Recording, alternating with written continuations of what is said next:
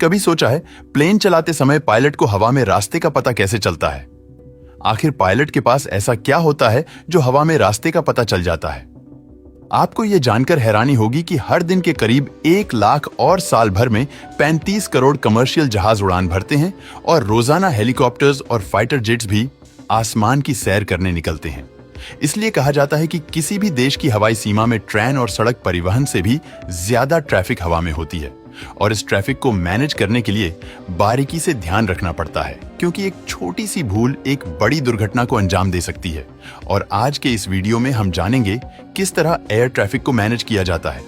इतनी ऊंचाई पर भी पायलट अपनी फ्लाइट का रास्ता कैसे ढूंढते हैं? रात के समय में नेविगेशन करना कितना मुश्किल होता है? बादलों के ऊपर उड़ने वाले यह जहाज अपना रास्ता कैसे ढूंढते हैं? और कैसे पायलट को पता चलता है कि मैं जहाज को सही रास्ते पर ले जा रहा हूं?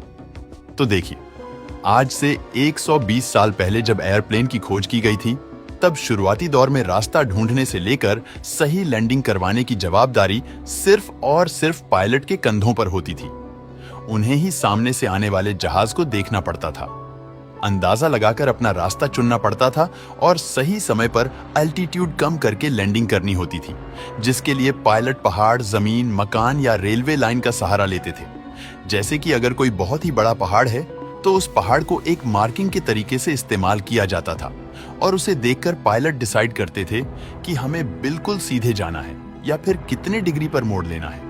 लेकिन इस तरीके को अपनाने से कई मुश्किलें आती थी, जैसे कि प्लेन को लंबा रास्ता चुनना पड़ता था और अगर प्लेन अपना रास्ता भटक जाए तो उसे फिर एक चक्कर लगाकर एयरपोर्ट के पास आना पड़ता था, जिससे ईंधन भी काफी ज्यादा जलता था और हमेशा हादसा होने का खतरा बना रहता था। इसलिए अमेरिका ने प्लेन्स को रास्ता दिखाने का एक दूसरा तरीका ढूंढा।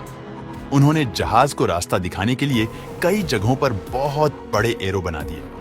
जमीन पर बने यह तीर इतने बड़े होते थे कि पायलट को 20,000 फीट की ऊंचाई पर भी दिख जाते थे। लेकिन यहां भी एक समस्या थी कि एरो रात के समय नहीं दिखते थे, इसलिए वैज्ञानिक ने इनके चारों तरफ बड़ी बड़ी लाइट्स लगा दी। लेकिन बादलों के ऊपर उड़ रहे प्लेन के पायलट्स के लिए जमीन पर बने तीर को देखना मुमकिन नहीं था। ऐसे में वक्त के साथ सिस्टम को अपग्रेड किया गया और रेडियो एंड रडार का इस्तेमाल होने लगा। साथ ही अब प्लेन के रास्ते की पूरी जिम्मेदारी भी पायलट पर नहीं रह गई। अब इस काम के लिए ट्रैफिक कंट्रोलर को जिम्मेदारी दी गई, जो एक कंट्रोल रूम में बैठकर पायलट को ये जानकारी देते रहते हैं कि एरोप्लेन की ऊंचाई कितनी रखनी है और किस रास्ते पर ले जाना है। और आज सभी कमर्शियल प्लेन रडार के साथ जीपीएस नेविगेशन का भी इस्तेमाल करते हैं। लेकिन ये रडार काम कैसे करता है? चलिए जानते हैं दोस्तों। रडार टेक्नोलॉजी में रेडियो वेव्स का इस्तेमाल किया जाता है, जिन्हें एटीसी यानी कि एयर ट्रैफिक कंट्रोल टावर से प्लेन की तरफ छोड़ा जाता है, जो प्लेन से टकराकर वापस आती है। और रेडियो के जाने और उससे टकराकर आने में जितना समय लगता है उसको कैलकुलेट करके उस प्लेन के बारे में पता लगाया जाता है, जिसके लिए इसमें antenna transmission, face lock loop और रिसीवर होता है। इसमें जो ट्रांसमीटर होता है उससे लगातार हर सेकंड रेडियो वेव्स निकलती रहती है, जो प्लेन से टकराकर वापस आती है तो उन्हें रिसीवर कैप्चर कर लेता है और फिर सिस्टम इन वेव्स के जरिए कैलकुलेशन करता है कि प्लेन की सटीक लोकेशन कहां पर है और यह कितनी स्पीड पर है। फिर यह डेटा रडार स्क्रीन पर शो होती है, जिन्हें एयर ट्रैफिक कंट्रोलर मॉनिटर करता रहता है और समय समय पर पायलट को गाइड करता रहता है। वहीं अब रडार के साथ जीपीएस नेविगेशन सिस्टम को भी शामिल किया गया है, जिसके जरिए फ्लाइट में बैठकर ही पायलट अपनी लोकेशन जान सकता है। अब दोस्तों, पायलट लोकेशन से तो पता चल गई, लेकिन प्लेन को कौन सी डायरेक्शन में ले जाना है, वह रूट कैसे तय होता है? तो इसके लिए पायलट जीपीएस नेविगेशन पर निर्भर रहता है।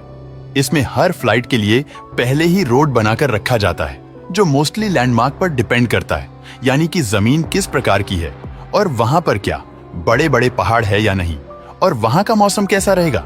जैसे दुनिया भर में कई ऐसे इलाके हैं जहां मौसम हमेशा खराब रहता है, वहां से फ्लाइट ले जाना अलाउड नहीं है, जिसे नो फ्लाइट जोन में रखा जाता है, ताकि उनकी सुरक्षा में कोई खतरा ना आए।